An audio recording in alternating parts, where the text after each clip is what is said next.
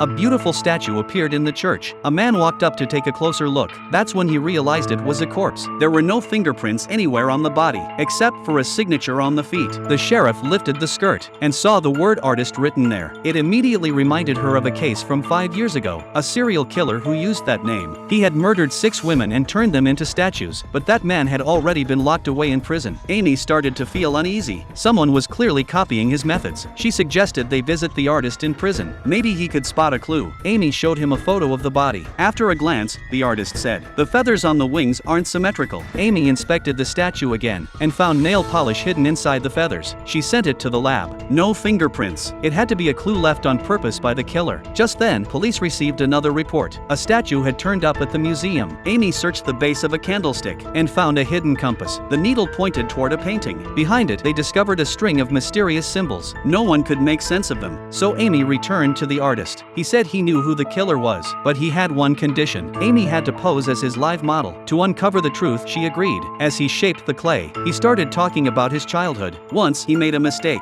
His mother pushed him too hard. He fell and hit his head. Later, the artist gave Amy the killer's address and handed her the statue he had just finished. He told her truth must be held in your own hands. But when Amy arrived, the address was wrong. On the drive back, she remembered something he said. She looked down at the statue in her hands. Amy cracked it open, and inside, she found the real clue. They rushed to the correct location. Inside the house, Amy heard noises from the floorboards. She followed the sound to the basement. There, a woman was tied up. The killer had to be nearby. Amy spotted a shadow and gave chase. She cornered the figure against the wall. And finally, the truth came out. The killer was the sheriff himself, but his speech sounded exactly like the artist, because he wasn't really the sheriff. The artist's soul had taken over his body. That childhood fall? It gave him supernatural powers. He could possess other people's bodies. He had been controlling the sheriff all along. There never was another killer.